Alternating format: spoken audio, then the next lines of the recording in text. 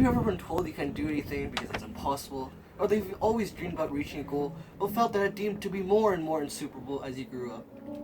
Unbroken by Laura Hildenbrand is a non-fiction autobiography that depicts the story of Louis Zamperini, a resilient man who faces the various trials of life, including being a Japanese war prisoner. It initially begins with the life of young Louis, who is an Italian immigrant living in Torrance, California, and mischievous kid who enjoyed smoking and getting into trouble in his youth.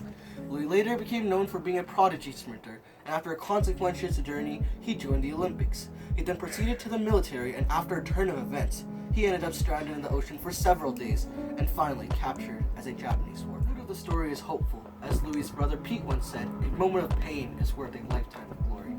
The central theme of the story is the ability of the human spirit and body to adjust to adversities.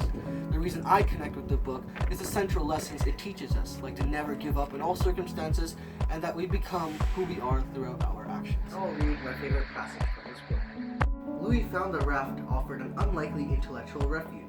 He had never recognized how noisy the civilized world was. Here, drifting in almost total silence with no sense other than the singed odor of the raft. No flavors on his tongue. Nothing moving but the slow procession of shark fins.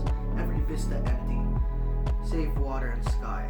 His time unvaried and unbroken. His mind was freed of an encumbrance that civilization had imposed on him. In his head, he could roam anywhere, and he found that his mind was quickly clear.